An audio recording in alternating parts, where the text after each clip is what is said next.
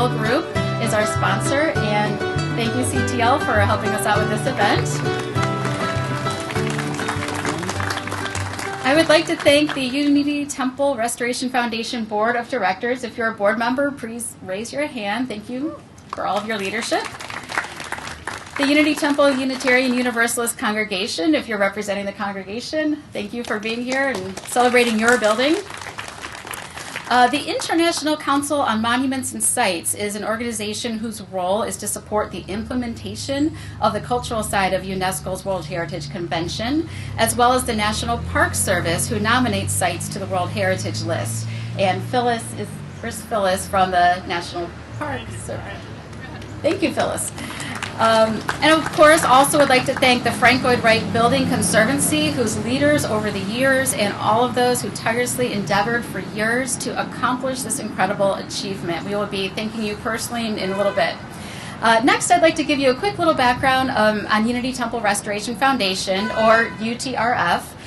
It is a secular 501c3 nonprofit corporation, and our mission is to restore and preserve Unity Temple, promote public awareness of and engagement with architecture, and educate the general public, including local, national, and international visitors of all ages, about the architectural and historic significance of Unity Temple.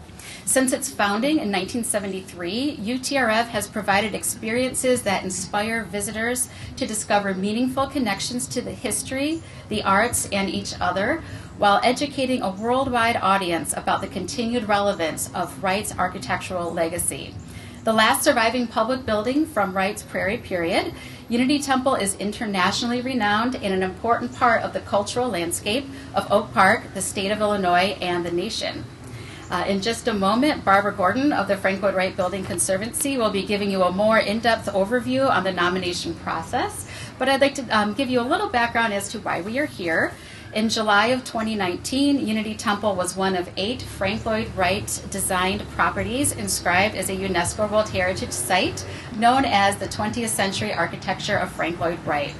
The site consists of, in chronological order, Unity Temple, Roby House, Taliesin, Hollyhock House, Falling Water, Jacobs One House, Taliesin West, and Guggenheim Museum.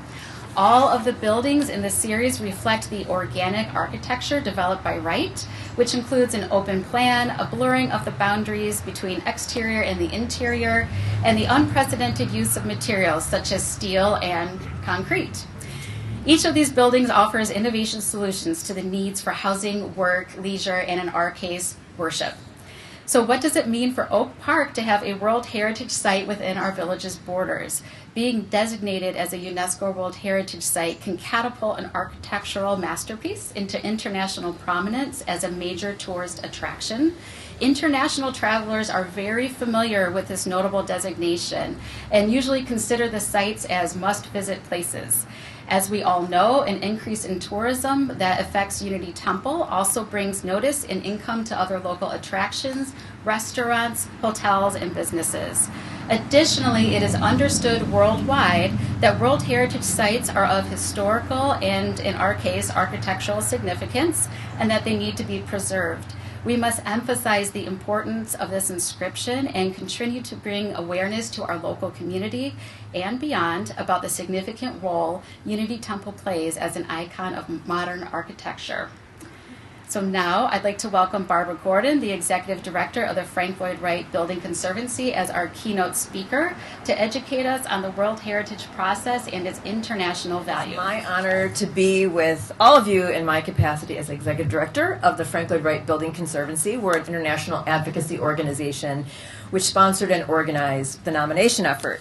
So I represent not only the Conservancy, but the many, many people and organizations who put in countless hours, sweat, tears to make this dream a reality. And I feel like I can't do this without Ron Sharable, the first executive director of the Conservancy, who actually was part of the tentative list. You stand over here, Ron, so they can all see you. And Phyllis Ellen, where are you, Phyllis?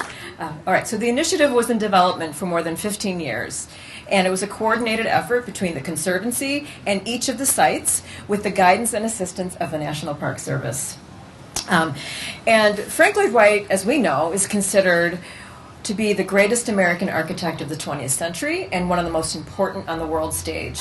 He and his clients wanted an authentic American architecture drawn from the inherent beauty of natural organic principles meant to embrace and exemplify American democracy.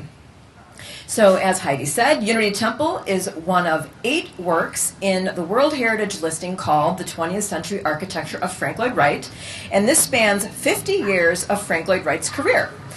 The period covered by the sites in this inscription was one characterized by dramatic, technological, and social change. We needed a technological part. Yeah, we haven't advanced the technology. Okay. So the buildings were selected not to represent key phases in the architect's career or even the best known or most admired buildings among his work. Rather, each of the buildings provides the best expression of specific aspects of the unique architectural vision that contributed significantly to global modern architecture. And I think we have all the books that I brought. Yeah, so you all can get a book that we put together of all the sites to describe them on your way out.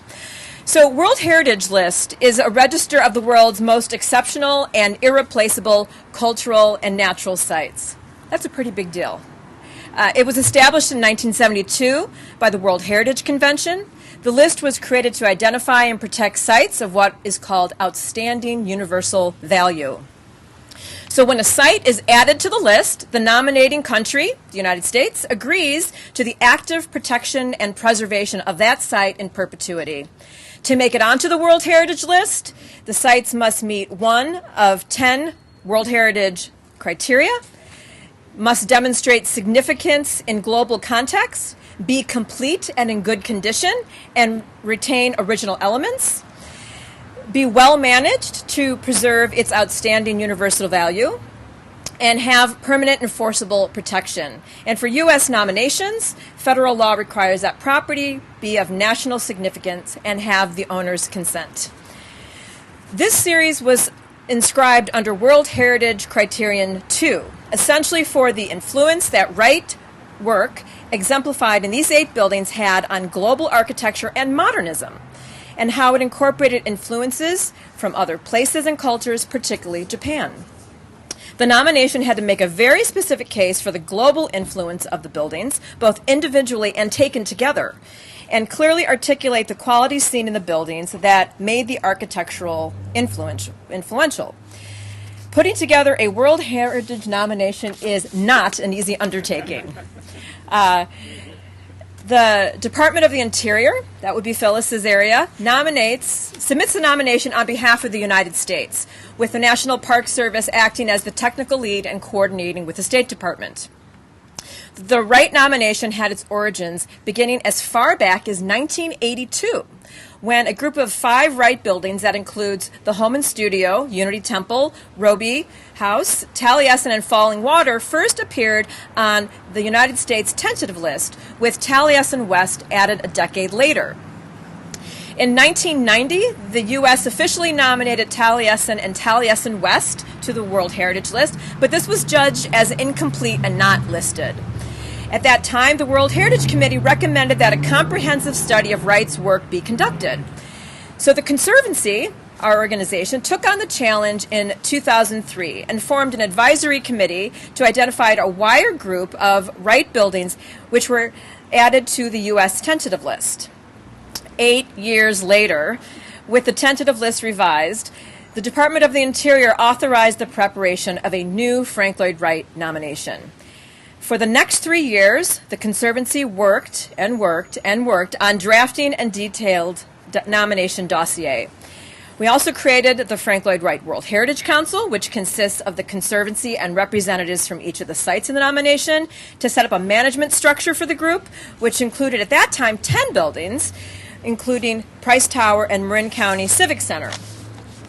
The full dossier was submitted to the World Heritage Center at the end of 2014. And in 2015, ICOMOS, which is the International Council on Monuments and Sites, which is the official advisor to the World Heritage Committee, sent evaluators to visit all the 10 sites as part of their review. At the conclusion of those visits, and after obtaining desk reviews by international experts, ICMOS informed the National Park Service and the Council that they would be recommended for the nomination to be sent back for substantial revision. They were dissatisfied with the argument for outstanding universal value and said that the role each building played in supporting it was not clear. They suggested that the proposed 10 buildings be reconsidered. So the World Heritage Committee, at its meeting in Istanbul in July 2016, agreed, and they allowed us to resubmit a revised nomination without creating a whole new document or hosting another round of site visits, which is a very big deal. So our U.S. team worked with ICMOS to make the revisions, with discussions and revisions that took a couple of years. And the revised nomination was submitted to the World Heritage Center in the fall of 2018. And to our great relief, we were informed in spring of 2019 that ICMOS was going to recommend our nomination for inscription. And it was made official on July 10th at the World Heritage Committee meeting in Azerbaijan, where the committee voted to inscribe these buildings as one serial property on the World Heritage List. And people from all over the world who were delegates came up to us and talked about how influential Wright was to them and in their worlds around the globe. So today we gather here to unveil the plaque honoring Unity Temple on this esteemed list. It is the earliest of the Wright buildings in the series, constructed between 1906 and 1909, and it is the primary illustration of the use of dynamic forms that employ innovative uses of materials. And it is the first truly modern buildings in its abstract, cubic form and progression of spaces. It unites aesthetic intent and structure through the early use of a single material, reinforced concrete. Its use of monolithic reinforced concrete for a public building rather than an industrial structure was groundbreaking. There are just over 1,000 sites inscribed onto the World Heritage List, and Unity Temple now joins the likes of Stonehenge, the Pyramids of Egypt, and the Grand Canyon. This group of buildings is the 24th World Heritage Site in the United States and represents the first modern architecture designation in the country on the prestigious list. So because of this, it is an enormous honor to have a UNESCO World Heritage Site in the village of Oak Park as part of your congregation. It reinforces Oak Park's important role in world architecture, and we should make a big deal out of this. While listing does not impose any new regulations or restrictions, it is a pledge to the world community that Unity Temple will be protected and preserved in perpetuity. So that means that local and the international community today and in future generations all need to pay attention when Unity Temple needs our help and our financial support for its preservation. It means that we all have a duty to raise awareness about its significance and beauty as a World Heritage Site, and we need to all introduce people to this architectural marvel through its wonderful tourism programs. So bring people by, tell them about it. This nomination is one of the most important shared endeavors that the Conservancy and these sites have ever undertaken, and a significant way for us to reconfirm how important Frank Lloyd Wright was to the development of modern architecture. And it's exciting to think that being inscribed onto the World Heritage List, that these sites belong to the people of the world, and it is the joint responsibilities of all nations to ensure their preservation and protection. So our hope is that the inscription of these 8 major works also brings awareness to the importance of preserving all the nearly 400 remaining Frank Lloyd Wright structures, some lesser known, but which are also a part of our vital artistic, cultural, and architectural heritage. And we hope that all communities where a Wright building stands will appreciate and protect what they have as their shared responsibility to protect their local and world heritage. So thank you.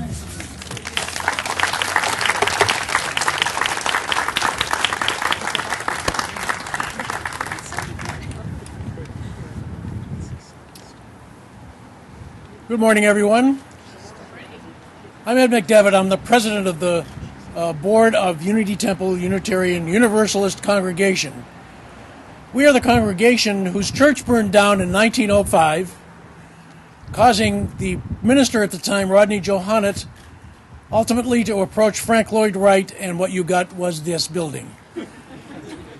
And that's a momentous thing to us. The congregation has been here in Oak Park as a congregation since the 1870s, and we have had two major interruptions. Well, actually, the church burned down twice. Then we left this building in 2015 for 2 years and came back. And now I can tell you that some of you right over here, you're standing on our new HVAC system. Geothermal wells are sunk in the lawn here that provided air conditioning to the building that it's needed for well over 100 years. So we're very glad about that. So thank you for coming, everyone. Welcome. We're so proud that this is a World Heritage Site. It's really a thrill to be here. Thank you.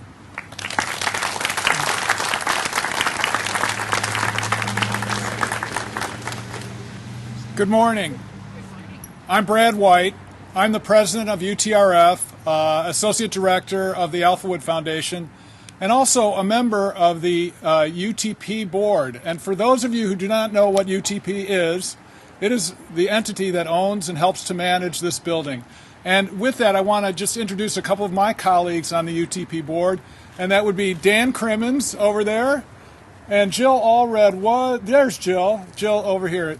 We've been working together for the past couple of years since the building was completely restored. And actually, my work with Dan, it seems like it's been going on for a decade, although it's not quite that long. Dan and I shared weekly construction meetings with all of the construction team. And with that, I would also like to just introduce Gunny Harbaugh over here, who was the architect for this wonderful restoration.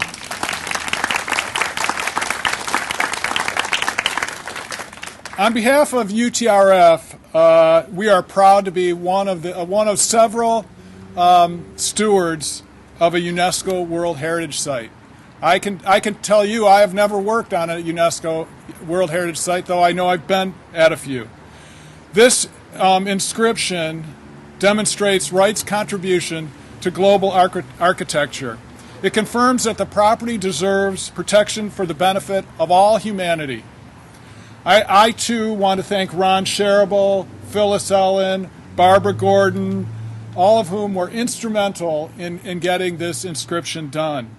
It's as Barbara talked about. It's not just send in some paper and they look at it and go, oh, okay, we agree. It's a lot of work. I've seen the documentation. In fact, I've been cleaning out my office this week and I found the book. And it is really a book about the nomination book. So today we're here to unveil the World Heritage plaque, which is over in that corner. And I just wanted to say, I've heard off and on from people here today that, we're a year and a half late in doing this. I want to tell you that any good contractor, when responding to an owner who says, why are we so late on this project? The contractor will say, wait, here's this week's schedule. We're right on time. So the pandemic has rescheduled this, and we are right on time to celebrate on this beautiful day. So if you would join us over in the corner, we will unveil the plaque.